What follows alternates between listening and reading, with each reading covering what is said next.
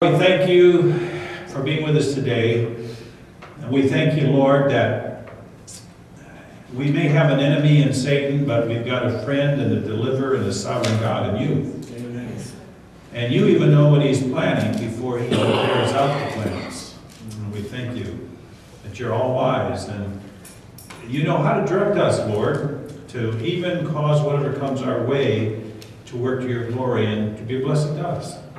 So as we gather tonight about your word, I pray that you draw near through your spirit, fill us each with your spirit, open our understanding to the teachings of the Bible, and we'll each receive the blessing you have for us in Christ's name. Amen. Amen. Okay, we'll get started here. And take the card. You got the card still on the table, right? We're going to have a little quiz here. Little quiz and see how you do. And this will be, of course, on our last lesson. Number 1. The only chapter in the book of Daniel not written by Daniel is chapter 4. It was written by Nebuchadnezzar. Is that true or false? Number 2. God allowed Nebuchadnezzar to go insane because he wanted to make fun of him. I didn't make these up. As a result of his insanity, Nebuchadnezzar was humbled. When he recovered, he acknowledged the God of heaven as the true God. True or false? Number 4, God saves people by grace plus works that they are able to do. True or false? And number 5, the word believe means to have implicit trust in Jesus Christ and put our full weight on him. Okay, let's see how you did here. Wait, make sure your names are on these. First one, the only chapter in the Bible, in the book of Daniel, not written by Daniel, is chapter 4. It was written by Nebuchadnezzar. True or false? True. True. Yeah, interesting, isn't it? King Nebuchadnezzar wrote that. He gives his testimony of what happened to him. Number 2, God allowed Nebuchadnezzar to go insane because he wanted to make fun of him. False. Now rough. Okay, number 3. As a result of his insanity, Nebuchadnezzar was humbled. When he recovered, he acknowledged the God of heaven as a true God. True. True. Sometimes God lets us go through stuff, doesn't he? Kind of, like say, get us off our high horse, sort of. Bring us down to earth. Number 4, God saves people by grace plus works that they are able to do. False. False. Yep. Saved by grace only. Our works are because of our faith. Our faith saves us. And I mentioned this last time. Always salvation first, then obedience. And you see that when God delivered Israel out of Egypt. He did not give them the 10 commandments in Egypt and say, here's the 10 commandments, you start keeping them, and then I will deliver you. No. He delivered them, brought them out of Egypt with a great deliverance, and then said, I'm the Lord your God, I have delivered you, I love you, I brought you out of Egypt, therefore. And then he gave the 10 commandments. So obedience comes after faith. And then obedience are really works of faith, works of love. Well, Lord, okay, I love you, you saved me, what do you want me to do? And that's where the 10 commandments come in. Number 5, the word believe means to have implicit trust in Jesus Christ and to put our full weight on him. True, that's right. Good. How many got it wrong? Okay, good. Well, we'll be on that one. Okay. Revelation warns that what happened 2,500 years ago in ancient Babylon will be repeated in the last days. These historic stories are prophetic. And you've heard me mention it's a principle of interpretation. Worldwide events are many times symbolized by local events that happen. So what we're seeing here, the fall of Babylon that we're going to study tonight, is a type. It's a local event, but Revelation takes up that story and applies it worldwide. And so, if you can understand some of the details of Babylon, what Babylon was like, and what caused the fall of Babylon, then that can give you some insights into spiritual Babylon, the worldwide Babylon at the end of time. So it's worldwide events are often symbolized by local events. And that's what we'll see tonight. So looking at the lesson for today, this was the last night of Babylon. Lists 5 things that Belshazzar, that was the king at the time, there were 2 sharing the throne, did that defied the God of heaven. Let's go to Daniel 5 and see what we find here. Daniel 5, we want verse 1 through 5. Belshazzar the king made a great feast to 1,000 of his lords and drank wine before the 1,000.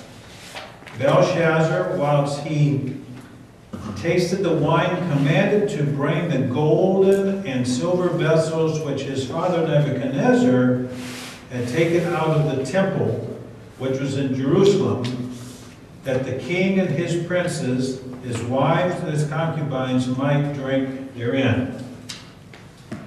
Then they brought the golden vessels that were taken out of the temple of the house of God, which was at Jerusalem, and the king and his princes, his wives, his concubines drank in them. They drank wine and praised the gods of gold and of silver, of brass, of iron, of wood, and of stone. And in the same hour came forth fingers of a man's hand and wrote over against the candlestick upon the plaster of the wall of the king's palace, and the king saw the part of the hand that wrote.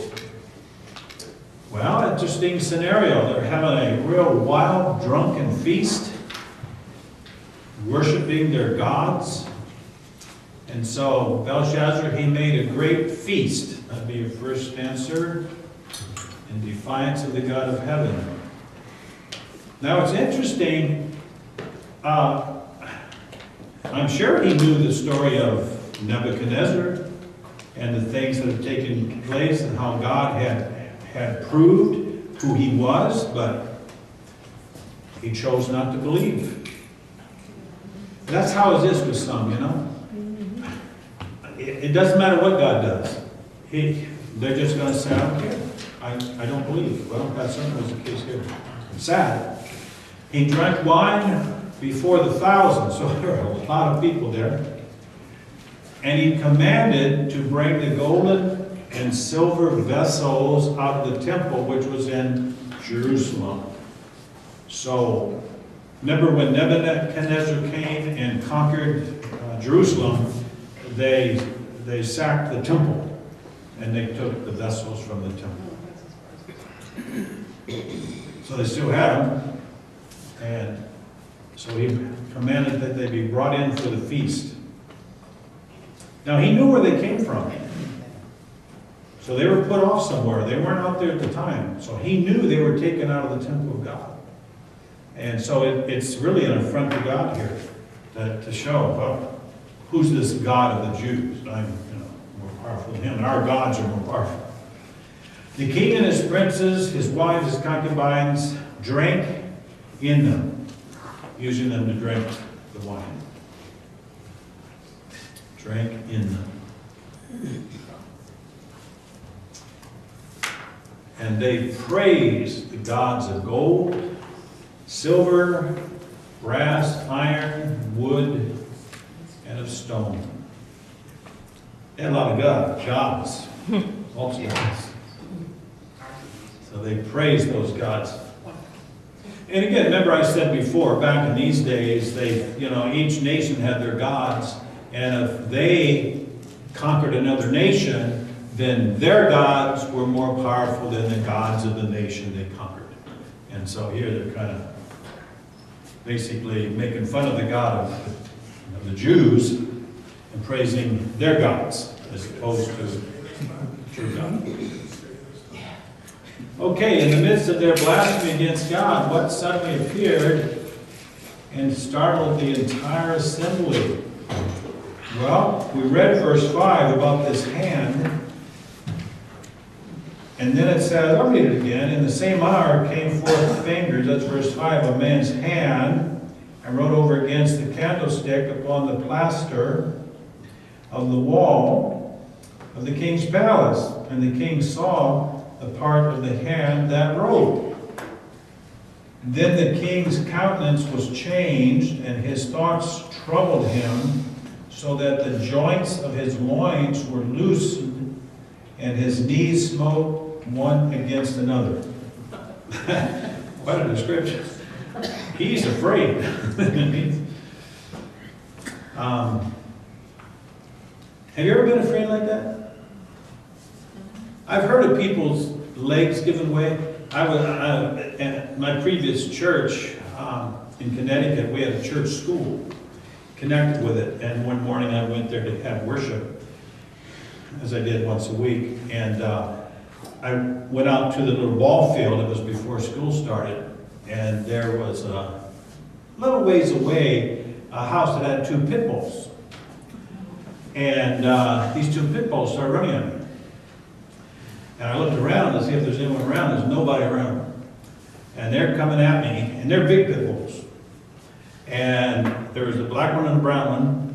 And the black one was leading and really barking. You know dogs, some dogs bark to let you know, hey, I'm around. This wasn't that kind of bark. This was, I mean, business. So I didn't know what to do. I know I shouldn't turn and run. So I actually commanded, I said, in the name of Christ, I command Satan to be bound. In the name of Christ, I command you to leave. And they stopped. Got about as close as me as where the camera is. They stopped. And then the brown one came up, kind of friendly, walked around me, and then headed back, actually with his tail between his legs. But the other one wasn't going to go back. And he stayed there, you know, growling, trying to lunge, but he didn't come any further. I still commanded in the name of Christ, get home. So I slowly turned and walked away, didn't run. And when I got into school, I experienced it. My legs were rubber. You know, they were ready to give way. So I never thought you'd really experience that. But I guess you get enough, you do. So, but it's good to know we got God on our side, even if we're in a situation with animals. I mean, isn't God sovereign over everything? Yeah. So, now that's what he was doing. He was quite afraid, knees shaking, trembling. And so the finger of the man's hand, the writing on the wall, that's what he saw. Fingers of a man's hand, writing on the wall. And who did the king call to interpret the writing? Well, here we go again. The king, verse 7 here, the king cried aloud. Now you can imagine his shout, but he's afraid. He's trembling, literally. His knees are knocking. And he just shouted and cried aloud to bring in the astrologers, the Chaldeans, the soothsayers. The king spoke and said to the wise men of Babylon, whosoever shall read this writing and show me the interpretation thereof shall be clothed with scarlet and have a chain of gold about his neck, and shall be the third ruler in the kingdom. So he called in the usual guys, wise men, Chaldeans, astrologers, all that he could there. And the third king, there, he and his brother, I think one of the notes point that out. Was it his father? No, it was, I think, where was the note? One of the notes. Nebo, let's see here.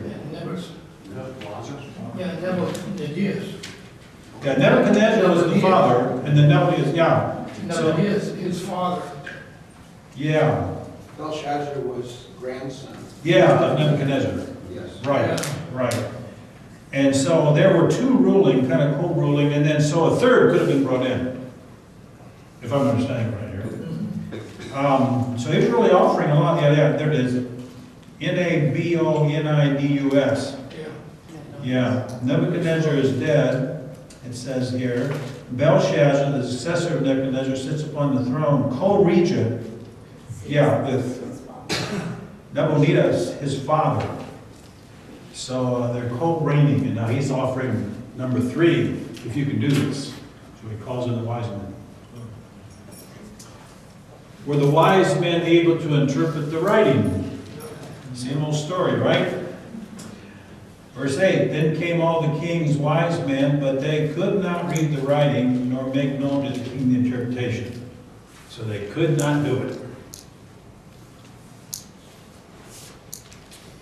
So again, God is discrediting the wise men of Babylon. It's happened before. And remember that text? We looked at it, 1 Corinthians 2, verse 14. Let's look at that again for a minute. It's a good verse along this line. 1 Corinthians 2:14.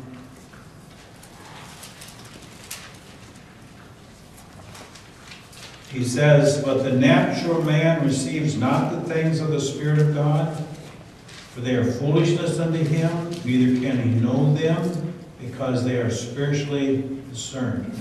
So, if you're not in tune with God, the true God of heaven, no way are they going to be able to discern it. Natural human wisdom can't do it. So God here is discrediting these wise men, which had happened before, of course. And now we go to Daniel interpreting the writing. Who suggested to the king that he call in Daniel? Notice verse 10 to 12. Now the queen, by reason of the words of the king and his lords, came into the banquet house, and the queen spoke and said, O king, live forever. Let not your thoughts trouble you, nor let your countenance be changed. There is a man in the kingdom in whom is the spirit of the holy gods, and in the days of thy father light and understanding and wisdom, like the wisdom of the gods, was found in him, whom the king Nebuchadnezzar, thy father, the king, I say, thy father made master of the magicians, astrologers, Chaldeans, and soothsayers, forasmuch as an excellent spirit and knowledge under the understanding and interpreting of dreams, and the showing of hard sentences, and dissolving of doubts, were found in the same Daniel, whom the king named Belteshazzar. Now let Daniel be called, and he will show the interpretation. So, the queen, she knew of the story. She knew of it. Yeah, she is smart. You're right. Smartest one in the room, right? So she. Yeah, she knew. She knew what had happened in the past, and she was directing him to ask for Daniel. And what position did Belshazzar offer to Daniel if he read and interpreted the writing? 13 to 16. Then was Daniel brought in before the king, and the king spoke and said to Daniel, Are you that Daniel, which art of the children of the captivity of Judah, whom the king my father brought out of Jewry? I have even heard of thee, that the spirit of the gods is in thee, and that light and understanding and excellent wisdom is found in thee. And now the wise men, the astrologers, have been brought in before me, that they should read this writing, and make known unto me the interpretation thereof. But they could not show the interpretation of the thing. And I have heard of thee that you can make interpretations and dissolve doubts.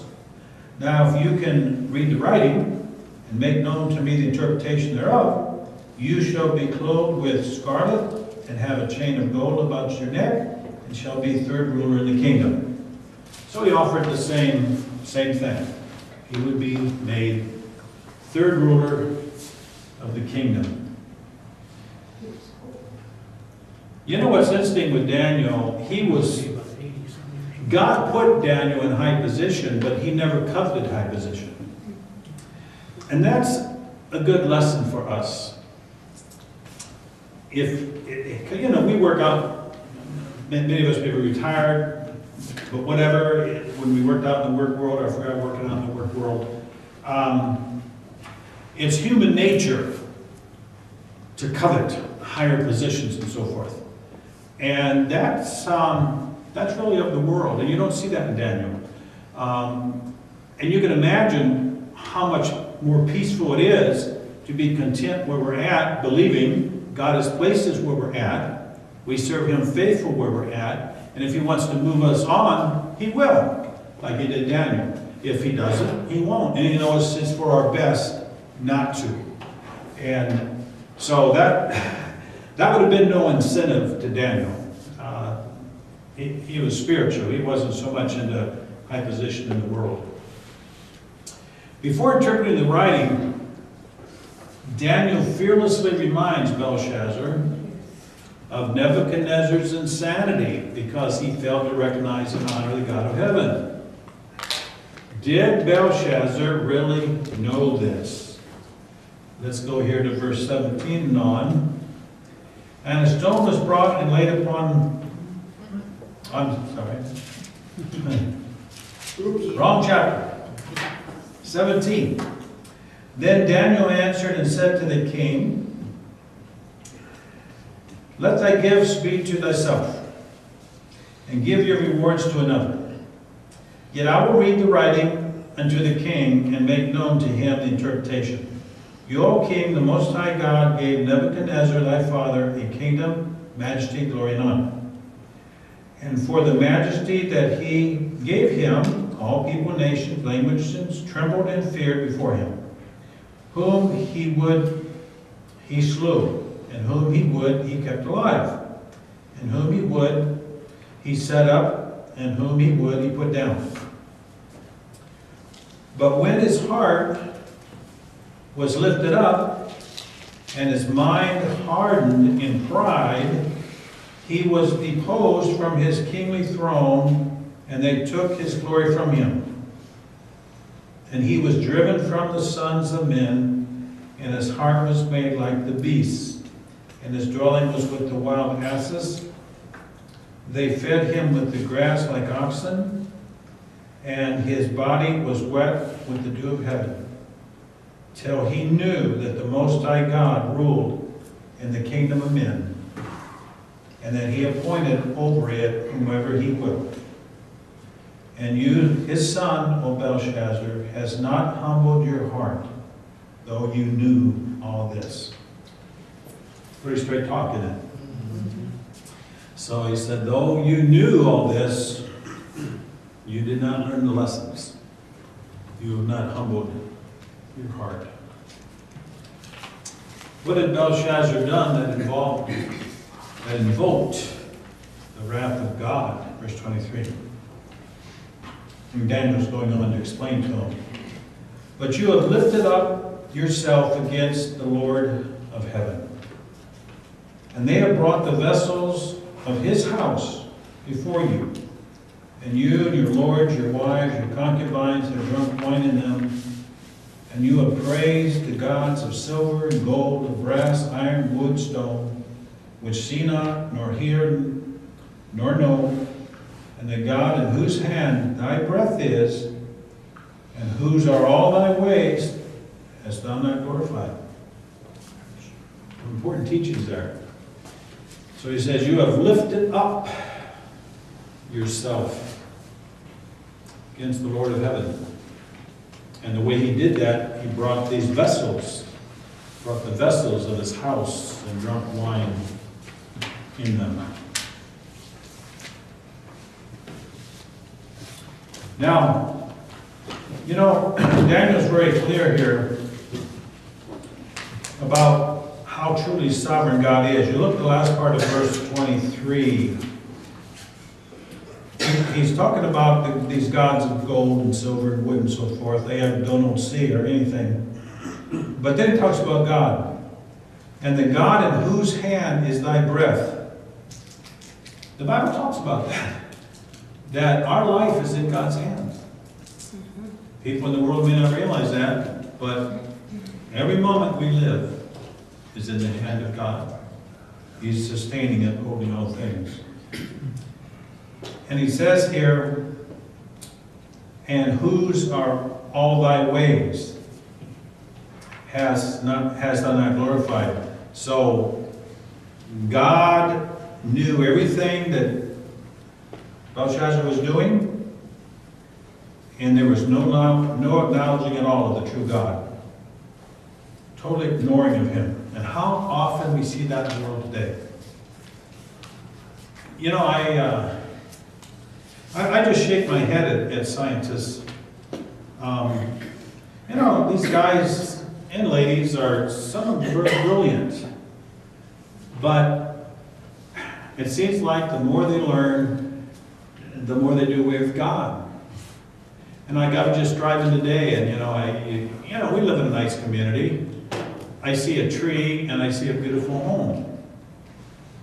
Now, what would people think if I said that home just kind of happened over 10,000 years? It just kind of,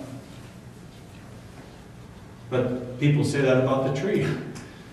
And you know, it's just amazing how there's so much evidence of God, just the creation alone. So much evidence of God everywhere. And yet some of the smartest people in the world will not acknowledge him. They just get caught up in, like some say, so-called science. It's sad. Science or the material? And material. Yes. Yes. A lot get caught up in material things. Okay, jumped here. The meaning of the words, give the meaning of the words on the wall. Verse 25 to 28. Get over here. And this is the writing that was written. Mene, tekel, upharsin. This is the interpretation of the thing. Mene, God has numbered thy kingdom and finished it. Tekel, thou art weighed in the balances and art found wanting. Phares, thy kingdom is divided and given to the Medes and Persians. Then commanded Belshazzar, and they clothed Daniel with scarlet and put a gold chain about his neck and made a proclamation concerning him that he should be the third ruler in the kingdom. And that night was Belshazzar, the king of the Chaldeans, slain. So he gave him the interpretation. So first part, Mene, is God has numbered your kingdom and finished it. Again, who rules in the nations of men? God does. We may think man does.